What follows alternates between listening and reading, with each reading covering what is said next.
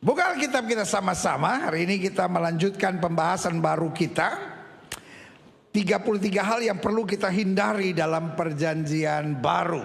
Nah, selalu saya katakan, mencintai Yesus bukan hanya melakukan semua yang Yesus suka, tapi mencintai Yesus juga berarti siap meninggalkan yang Yesus gak suka.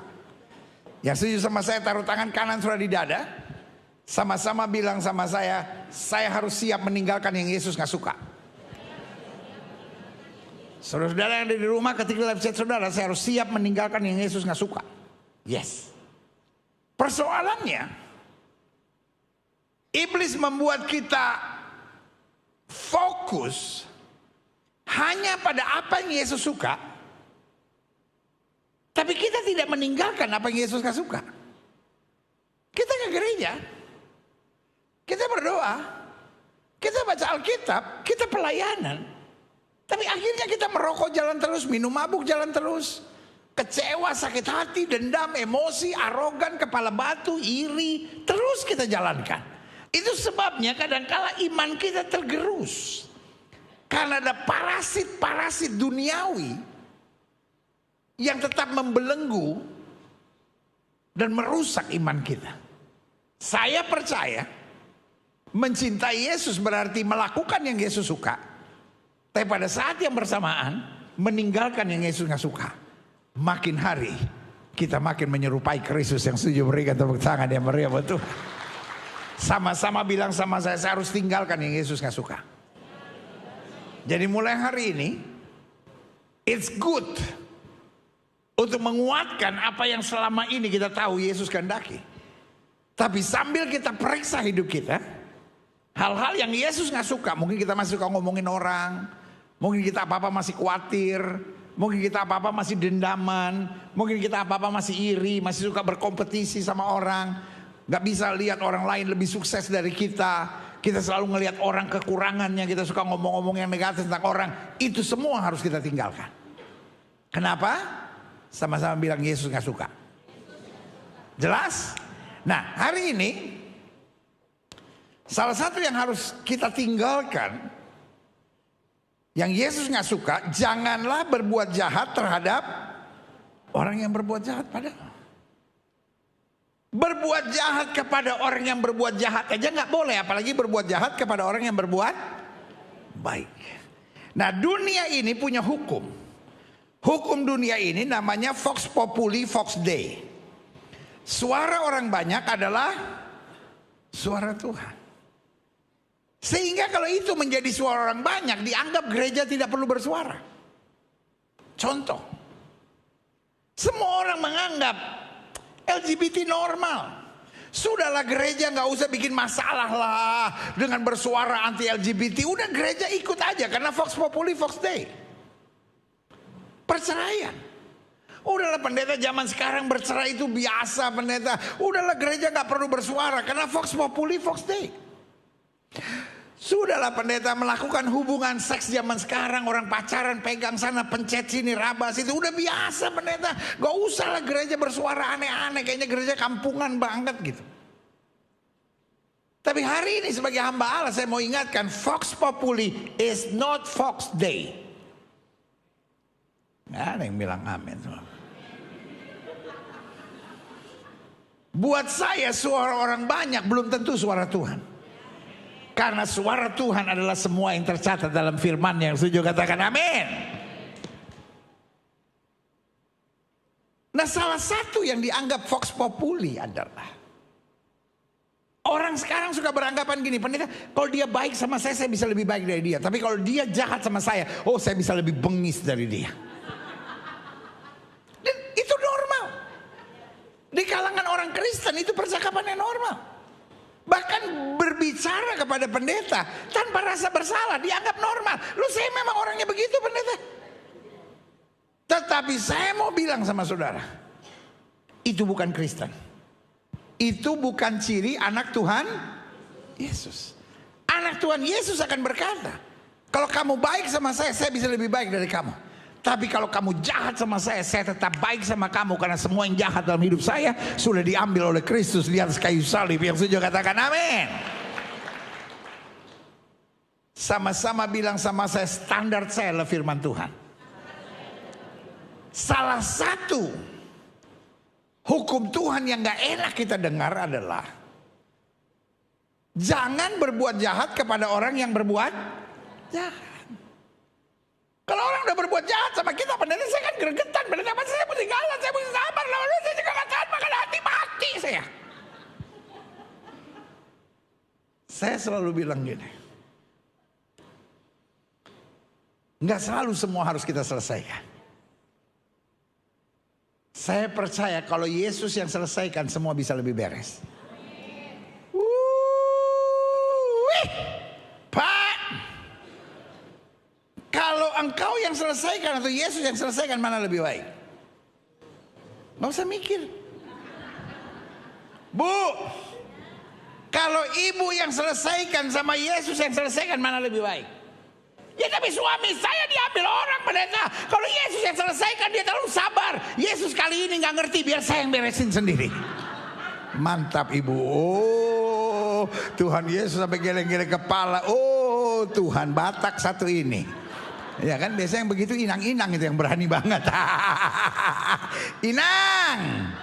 Unang sungon itu inang. Haleluya. Manyala inangku. Cuman dua yang kelakuannya begitu. Kalau nggak Batak pasti Manado.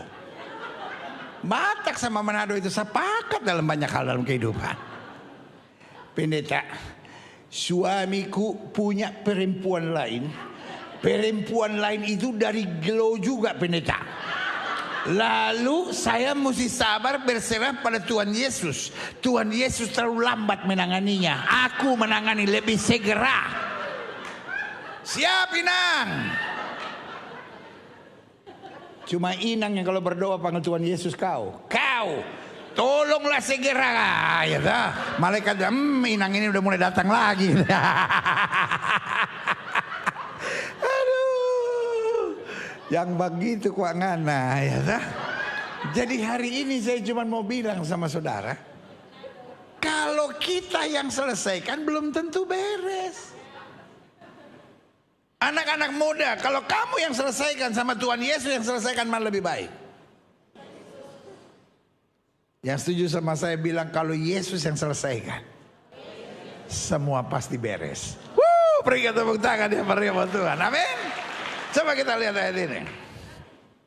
Matius pasal 5 ayat 38 sampai 48. Kamu telah mendengar firman, mata ganti mata, gigi ganti gigi. Ini imannya Yahudi.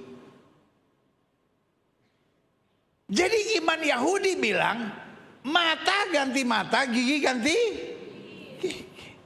Makanya buat orang Yahudi, kalau rakyatnya diculik, mereka boleh nyerang dan tidak bersalah. Karena hukumnya, agamanya, kitabnya bilang gigi ganti gigi, mata ganti mata. Kalau kamu buat serangan teroris kepada kami bisa ledakan pager dan lihat kan? Ini lepas dari menurut kita benar atau salah. Saya mau coba terangkan pemikiran Yahudi. Buat orang Yahudi, if you play game with us, we will do something with you. Bukan iman kita loh. Iman Yahudi mereka tidak salah. Kamu yang culik kami duluan. Kamu yang adakan serangan teror. We will do something with you. Kami akan perlakukan sesuatu dengan kamu. Karena hukumnya adalah apa saudara? Gigi ganti gigi, mata ganti. Sekali lagi bukan kita membenarkan. Saya harap sudah mengerti. Saya hanya menjelaskan itu adalah aturan yang Yahudi pegang. Tapi apa yang Kristus buat? Kristus tidak menghapus ajaran Yahudi. Tapi Kristus menggenapinya dengan apa? Menanggung dosa isi dunia kepada dia di atas kayu salib. Makanya Yohanes Pembaptis bilang, lihatlah anak domba Allah yang menanggung dosa isi dunia. Karena dia siap menanggung segala-galanya, Makanya Alkitab berkata Yesus datang bukan untuk meniadakan hukum Taurat. Yesus datang untuk menggenapinya. Karena dia sudah menggenapinya, dia bikin hukum yang baru. Sehingga barang siapa yang percaya Yesus tidak lagi pegang gigi ganti gigi, mata ganti mata, tetapi kita menerima hukum yang baru. Yang setuju sama saya katakan hukum yang baru. Nah, apa hukum yang baru? Ayat 39 bilang, tetapi aku berkata kepadamu, janganlah kamu melawan yang berbuat jahat kepadamu. Janganlah kamu jahati orang yang berbuat jahat kepada kamu. Melainkan siapapun yang menampar pipi kananmu, berilah juga kepadanya pipi. Tolong jangan diperlakukan ini secara harafiah atau letter luck. Bukan berarti kalau udah ditempelin orang, nih tolong satu lagi. Bonyok lu lama-lama. Dan itu bukan firman Tuhan, itu kegoblokan saudara sendiri. Ini adalah perumpamaan, tolong saudara-saudara. Karena Alkitab harus kita pahami dengan apa yang perumpamaan dan apa yang secara harfiah memang demikian. Khusus tampar pipi kanan, tampar pipi kiri berikan kepada pipi kanan, tampar pipi kanan berikan padanya pipi kiri. Itu bukan harfiah. Itu adalah penjelasan dari bagian sebelumnya. Coba lihat di sini. Aku berkata kepadamu, janganlah kamu melawan orang yang berbuat jahat kepadamu. Lalu diterangkan, siapapun yang menampar pipi kananmu, berikan juga kepadanya pipi kirimu. Dan kepada orang yang hendak mengadukan engkau karena mengingini bajumu. Jadi bukan mengadukan engkau karena bersalah, tapi karena mengingini bajumu, serahkan juga jubahmu. Hidup jangan makan hati. Taruh tangan kanan saudara di dada, sama-sama bilang, saya nggak boleh makan hati. Emang udah nggak ada makanan lain sampai kau makan hati? Kita orang Kristen semua boleh kita makan. Kita orang Kristen indahnya semua boleh kita. Semua yang punya kaki boleh kita makan kecuali meja. Itu pun karena keras. Semua yang bergerak boleh kita makan kecuali mobil. Itu pun karena keras. Semua yang terbang boleh kita makan kecuali pesawat. Itu pun karena keras. Semua yang berenang di laut boleh kita makan kecuali kapal selam. Itu pun karena keras. Ya, orang Kristen cuma dua yang nggak boleh kita makan. Satu nggak boleh makan hati, dua nggak boleh makan teman. Ada yang ngeliatin saya gini, ada yang ngeliatin saya gini. Ini kayaknya tukang makan teman nih.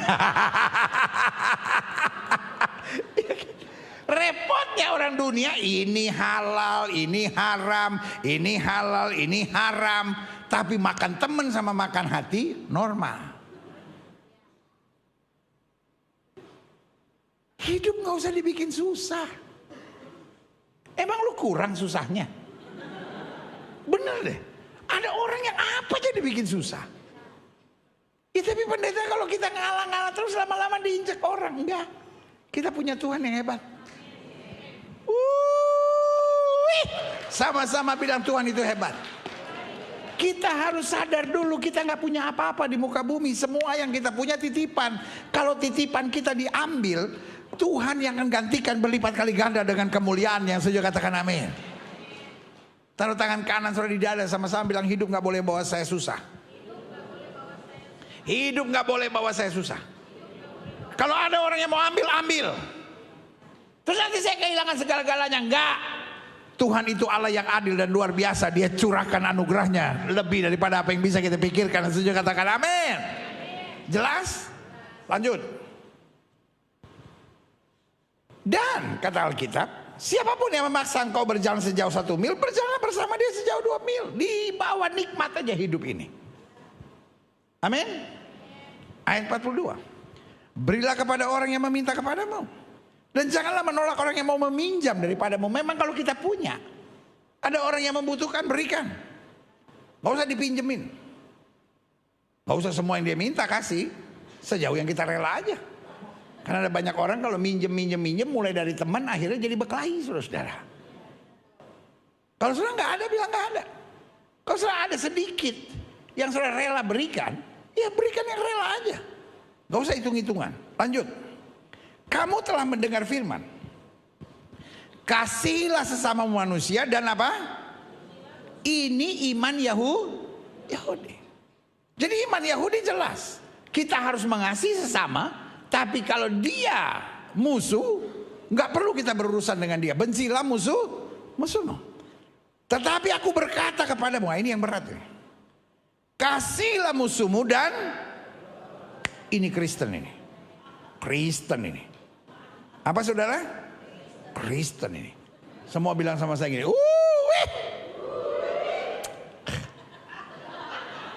Saya tahu nggak, jemaat GBI Global Fellowship Center semua harus bisa bilang ini, karena kalau sudah mau ambil kartu anggota jemaat, sekretaris akan tes. Tes pertama mesti bilang gini, haleluya, haleluya, haleluya. Tes kedua, kalau kayak asam lambung naik.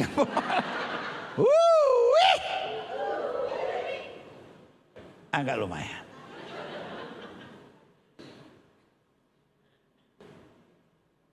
Alkitab ajarkan sesuatu yang paling gak masuk akal, sesuatu yang paling di luar logika manusia. Kasihlah musuhmu dan berdoalah bagi orang yang menganiaya kamu. Bu, suami ibu dibawa lari orang, Bu. Bisa ibu doain, Tuhan, biarlah dia berbahagia dengan kehidupan yang baru. Setelah itu Tuhan lempar mereka ke neraka, biar.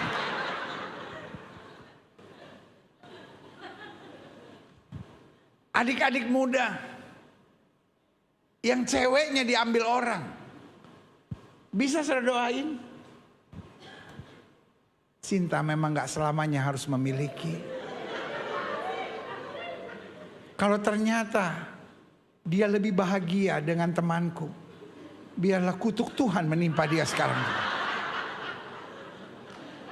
Kalaupun Tuhan berkati mereka berkelimpahan, sampai satu kali mereka liburan ke Inggris, pesawatnya jatuh.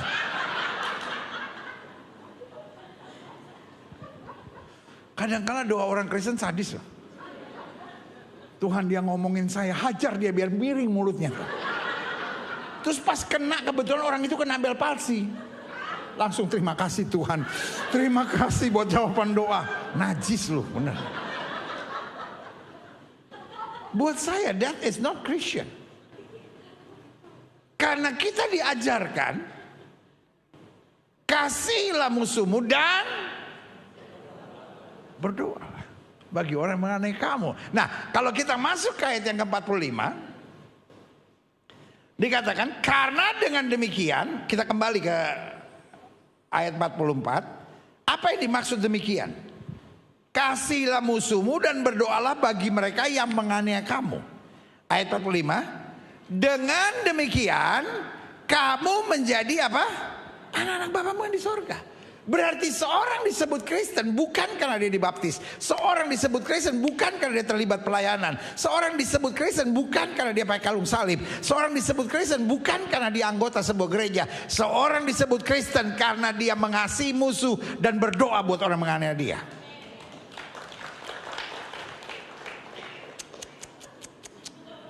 Pengen nangis saya dengar tepuk tangan saudara.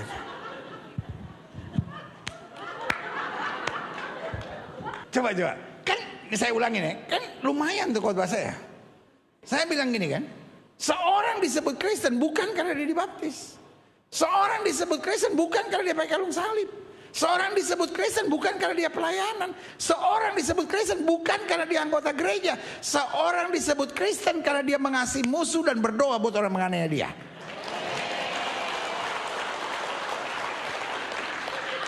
Karena Alkitab dengan tegas bilang, dengan demikianlah kamu menjadi apa? Anak-anak Bapamu. Orang yang mengasihi musuh dan berdoa buat orang yang menganiaya dia, itu yang disebut anak Tuhan yang luar biasa. Yang saja berikan tepuk tangan yang meremot Tuhan. Amin. Karena kita mencontoh dari dia, yang menerbitkan matahari bagi orang yang jahat dan orang yang baik, dan menurunkan hujan bagi orang yang benar dan orang yang tidak benar. Makanya Alkitab bilang pada ayat yang ke-46, apabila kamu mengasihi orang yang mengasihi kamu, apakah upahmu? Bukankah pemungut cukai orang berdosa juga berbuat demikian? Tuhan gak mau hidup kita normal-normal saja. Tuhan mau hidup kita luar biasa. Taruh tangan kanan saudara di dada, sama-sama bilang, Tuhan mau hidup saya luar biasa. Semua saudara yang ada di rumah, ketik dalam chat saudara, Tuhan mau hidup saya luar biasa. Yes. Klik.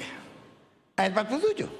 Dan apabila kamu hanya memberi salam kepada saudara-saudaramu saja, apakah lebihnya daripada perbuatan orang lain? Lihat kan, Yesus mau hidup kita lebih.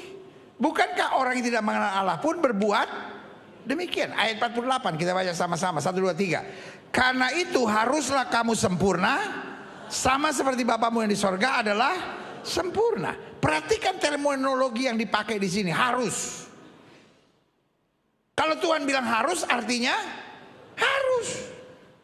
Kalau Tuhan bilang harus, artinya harus. Alkitab kan nggak bilang usahakanlah. Alkitab nggak bilang cobalah.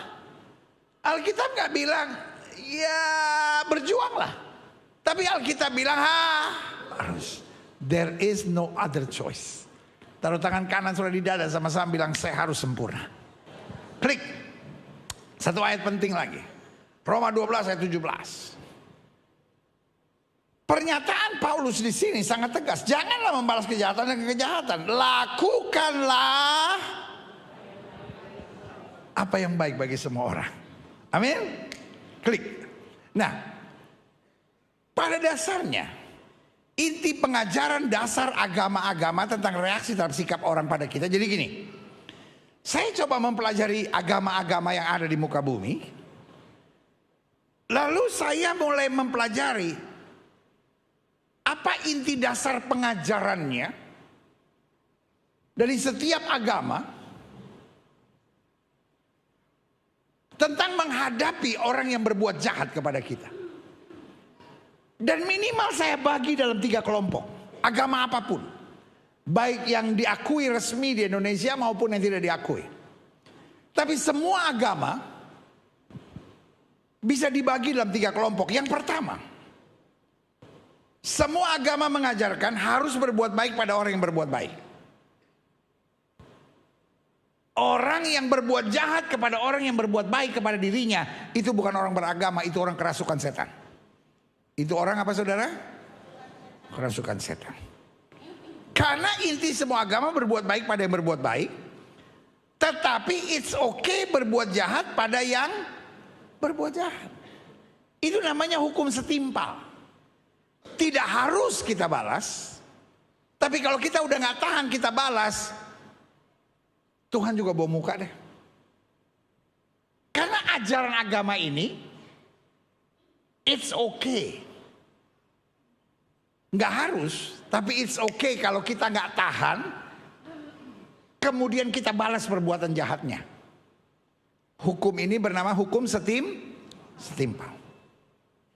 Ada banyak agama-agama di dalamnya di sini. Tapi ada yang kedua. Kita harus berbuat baik pada yang berbuat baik. Kita tidak boleh berbuat jahat pada yang berbuat jahat pada kita. Tapi kita nggak mau ada urusan. Ini namanya hukum kebaikan. Udahlah, orang berbuat jahat sama kita udah nggak usah dipusingin. Pokoknya yang penting saya nggak usah ada urusan sama dia. Yang penting saya nggak ganggu dia. Tapi juga saya nggak mau biarkan hati saya jadi jahat. Pokoknya udah saya anggap aja dia nggak pernah ada di muka bumi. Saya anggap saya nggak pernah kenal dia. Udah. Kelihatannya oke. Tapi buat saya still this is not Christian. This is not still what God want from us. Tuhan memang mau kita tidak berbuat jahat kepada orang berbuat jahat kepada kita. Tapi bukan berarti kita nggak ada urusan sama sekali. Bukan itu. Dan yang ketiga saya pelajari. Ini hanya satu. Hanya iman Kristen. Kedua awalnya. Masing-masing punya kelompoknya. Tetapi yang ketiga hanya iman Kristen. Kita harus berbuat baik pada yang berbuat baik. Ini semua agama sama. Tapi khusus iman Kristen. Kepada orang yang berbuat jahat kita harus melakukan 2 hal.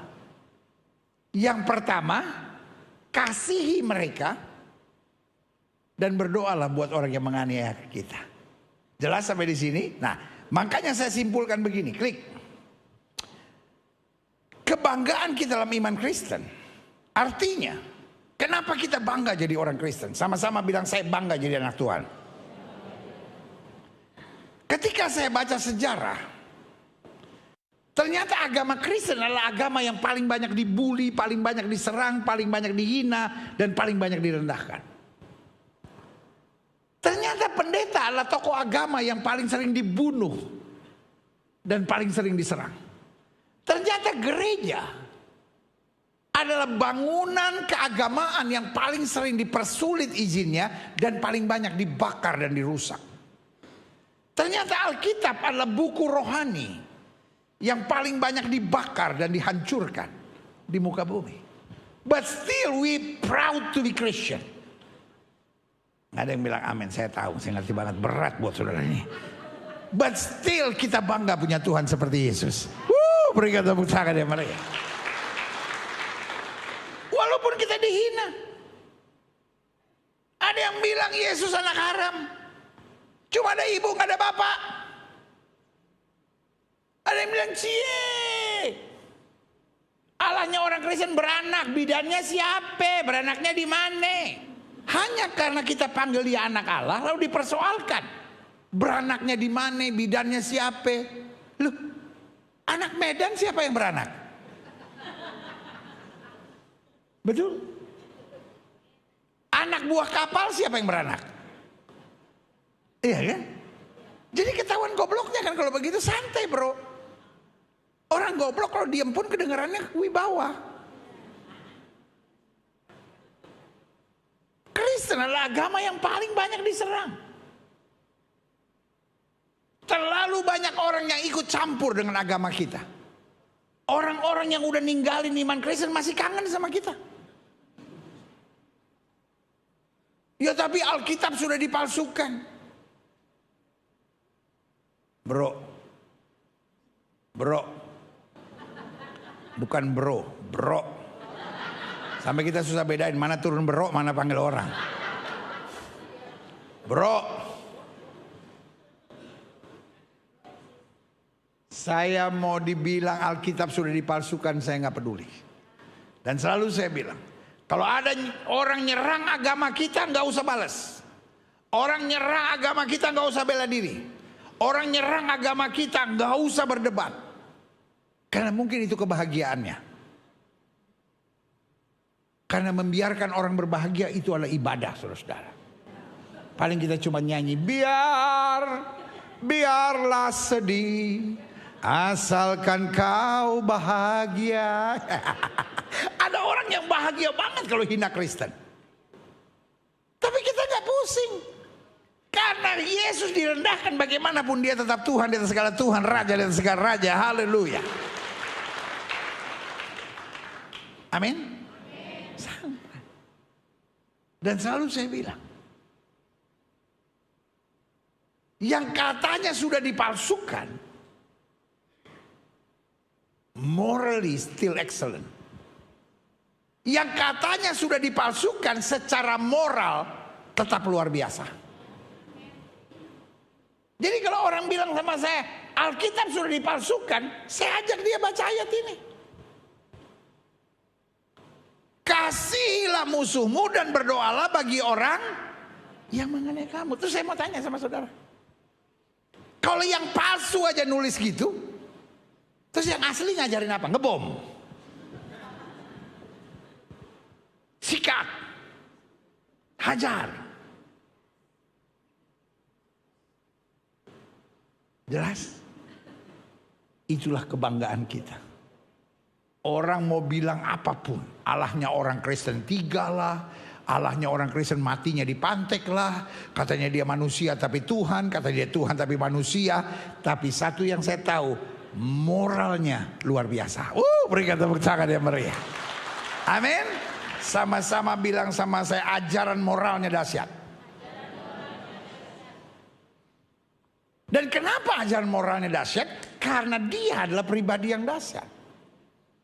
Karena itu saya berani simpulkan Alkitab berasal dari sorga. Yang setuju sama saya katakan Alkitab berasal dari sorga.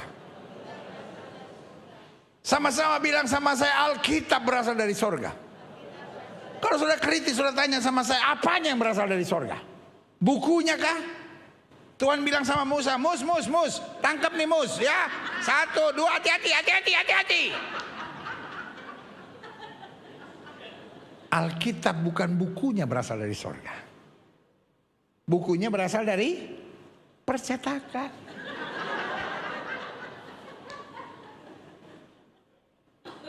Jadi apanya dari sorga?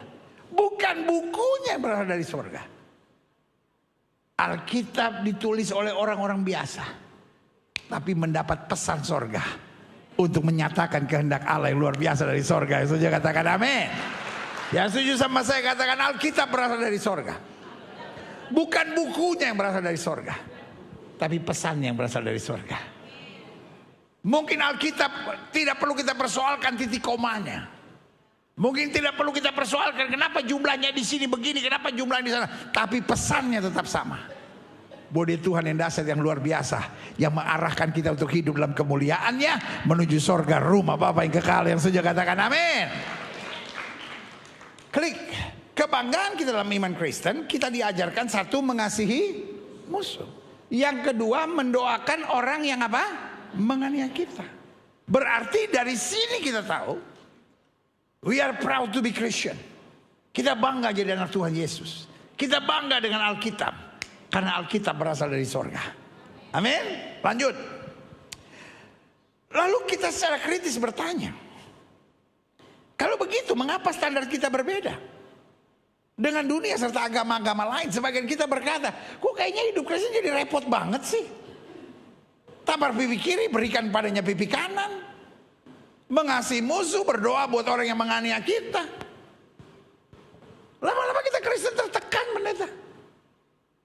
Kenapa standar kita bisa berbeda? Yang pertama saya pelajari, karena role model dan teladan kita adalah Kristus. Kita bukan ikut apa yang banyak. Semua orang boleh menganggap perceraian itu normal. Semua orang boleh menganggap judi itu normal. Semua orang boleh menganggap seks bebas itu normal. Tapi anak Tuhan tetap ikut Tuhan Yesus. Yang setuju sama saya katakan, saya mau ikut Tuhan Yesus saja. Karena my God is not an omon-omon God. Tuhan saya bukan hanya pandai berbicara. Ketika orang berteriak kepadanya, salibkan dia, salibkan dia. Yesus berkata apa? Bapa, ampunilah mereka, sebab mereka tidak tahu yang mereka perbuat. Yang pertama, dia mengasihi musuh. Dan yang kedua, dia berdoa buat orang yang menganiaya dia. Berikan tepuk tangan yang meriah buat Tuhan. Yang kedua, what is your role model? Apakah role model kita bisa kita banggakan? Role model kita adalah Kristus yang berjalan dalam kebenaran dan yang firman-Nya ya dan amin dalam kehidupan kita. Yang teladan hidupnya dapat kita ikuti senantiasa. Yang setuju katakan yeah. Yang kedua, mengapa standar kita berbeda dengan dunia serta agama-agama lain? Karena yang memampukan kita adalah kuasa Roh Kudus. Taruh tangan kanan saudara di dada, sama-sama bilang, yang memampukan saya kuasa Roh Kudus. Saudara-saudara yang di rumah, ketik di live chat, saudara, yang memampukan saya adalah kuasa Roh Kudus. Saudara-saudara yang hari-hari ini merasa capek. Aduh pendeta, 8 tahun terakhir ini pendeta, saya berdoa buat suami saya, dia bukan tambah beres, dia tambah ngaco pendeta. Saya sebagai manusia capek. Saudara menatap saya dan bilang, pendeta 12 tahun saya coba pertahankan rumah tangga saya. Saya secara manusia capek. Sebagian saudara menatap saya dan berkata, pendeta 7 tahun terakhir ini masa muda saya menghadapi badai yang saya udah gak kuat lagi, saya capek. Buat saudara yang lelah, buat saudara yang putus asa, buat saudara yang merasa tertekan, izinkan saya ingatkan saudara, kuasa Tuhan lewat Roh Kudusnya akan memampukan kita. Jangan jalani sendiri, engkau gak akan bisa tahan. Tapi biarkan Roh Kudus yang menolong kita. Saudara-saudara yang mau berhenti merokok misalnya, saudara-saudara yang ingin lepas dari judi, saudara-saudara yang ingin lepas dari LGBT, lalu secara manusia saudara bilang, saya udah capek berjuang dan rasanya gak ada hasil apa-apa. Minta Roh Kudus menolong saudara.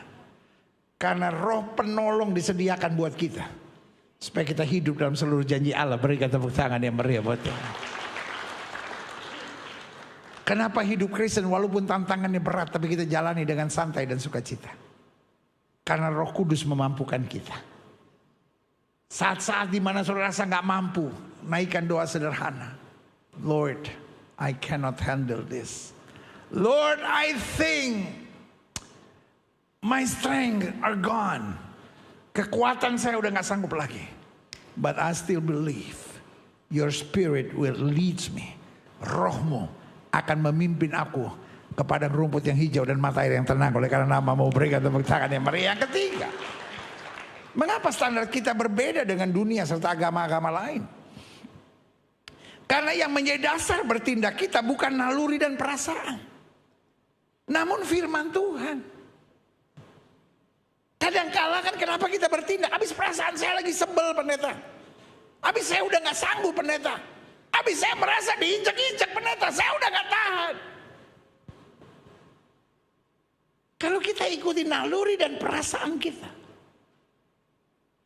maka hidup kita gak pernah punya standar yang benar.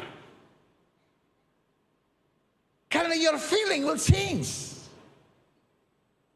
Tapi yang dahsyat dan luar biasanya, standar kita bertindak adalah firman Tuhan.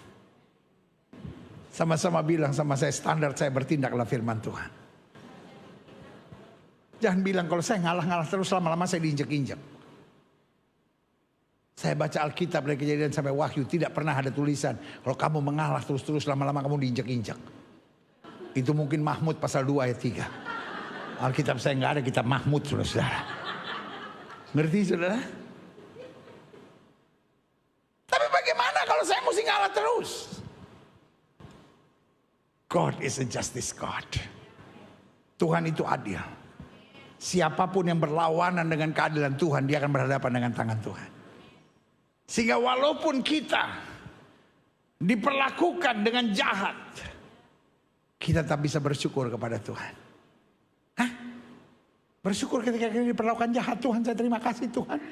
Saya diperlakukan jahat sampai saya habis-habisan. Sekarang udah mau mati saya. Tuhan senang begini. Itu namanya kepukul di otak. Udah mulai goyang. Kalau orang berbuat jahat sama kita, kita tak bisa bersyukur. Tuhan terima kasih. Orang hanya berbuat jahat pada saya, tapi saya tidak pernah berbuat jahat kepada siapapun. Kalau saudara tanya sama saya, kenapa begitu? Karena dalam hidup saya percaya, kalau orang berbuat jahat sama kita, tangan Tuhan yang bela kita. Saya nggak mau tahu siapa yang buat jahat sama saudara. Dia boleh lebih kaya, boleh lebih hebat, boleh lebih kuat dari saudara, tapi tangan Tuhan bisa mengangkat saudara. Tapi sorry untuk bilang ini. Kalau engkau berbuat jahat sama orang, mau engkau kenal Kapolda, engkau kenal Kapolri, engkau kenal Jaksa Agung, engkau kenal Ketua Komisi, berapapun, I don't care. Tapi kalau kita berbuat jahat, kita berhadapan dengan tangan Tuhan, gak ada yang bisa tolong kita. Berarti kalau ada orang berbuat jahat kepada kita, kita masih bisa bersyukur. Tuhan terima kasih. Orang berbuat jahat kepada saya, tapi saya bersyukur. Saya tidak pernah berbuat jahat pada siapapun.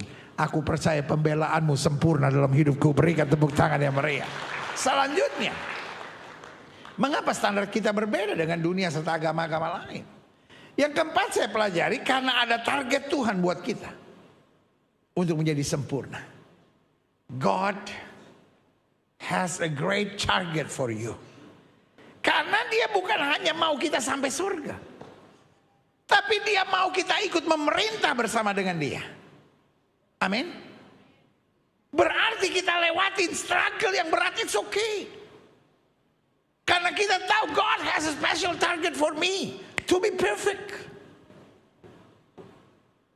Bilang sama sebelah saudara, sabar sama saya, Tuhan belum selesai.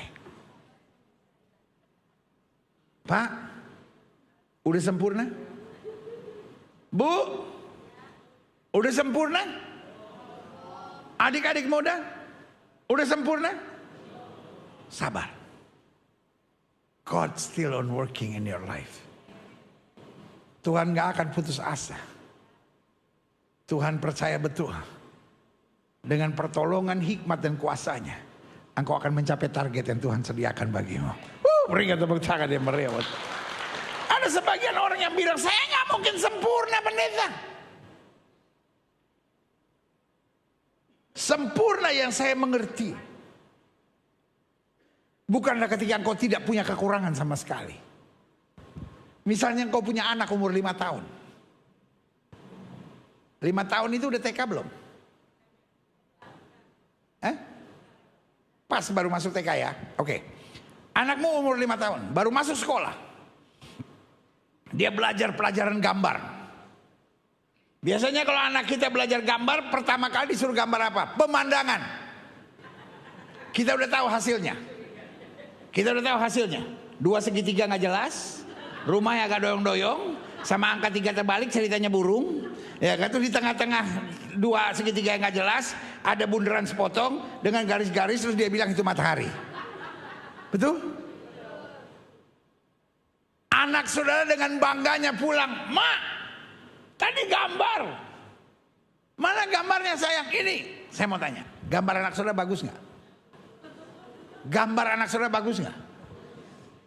Bagus mana dibanding Basuki Abdullah? Bagus mana dibanding Afandi? Bagus mana dibanding Sujoyono? Bagus nggak gambar anak saudara? Jujur. Ada nggak yang bilang begini sama anaknya?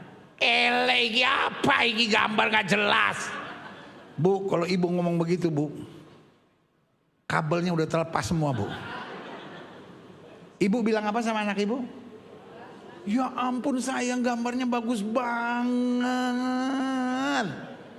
Bagus pakai banget sayang. Sekarang saya mau tanya, ibu jujur nggak itu? Ibu jujur nggak itu? Saya ngomong kebenarannya bu ya. Ibu sebetulnya sangat jujur. Kadang-kala ibu sambil menangis loh. Ibu lihat gambar itu, nah bagus banget. Yang engkau lihat bu, bukan hasil gambarnya. Yang kau lihat ketulusan perjuangan anakmu. God knows you are far from perfect. Tuhan tahu engkau jauh dari kesempurnaan. But God sees your heart. Tuhan tahu perjuanganmu gak gampang. Tapi Tuhan tahu engkau sedang bergumul. Engkau hanya ingin menyenangkan hati Tuhan. Berikan tepuk tangan yang meriah. Ayat penutup saya jelaskan buat saudara. Dan kemudian saya panggil pemain musik maju ke depan. Yakobus 2 ayat 22 bilang, kamu lihat bahwa iman bekerja sama dengan apa? Perbuatan. Karena engkau ingin mengasihi Tuhan. Karena engkau tahu Tuhan terlalu baik bagimu. Tuhan adalah Tuhan yang adil, yang selalu membela engkau. Engkau ingin berbuat. Dan oleh perbuatan-perbuatan itu imanmu menjadi sempurna. Hari ini kita tahu Tuhan has a special target in your life. We are living an unfair life. Kita hidup pada sebuah kehidupan yang gak jelas. Kalau engkau sukses, kalau engkau berhasil, kalau engkau diberkati, kalau engkau senang, ada aja orang-orang yang mau jatuhkan saudara. Tapi modal kita sederhana. Semua orang yang mau rancangkan yang buruk dalam hidup kita, kita kasihi. Kita berdoa bagi orang yang menganiaya kita. Karena kita tahu persis. Rancangan Allah dalam hidup kita tidak pernah bisa dirubah oleh siapapun. Orang boleh buat apapun, rancangan Allah dalam hidup kita makin dahsyat dan luar biasa. Berikan tepuk tangan yang meriah.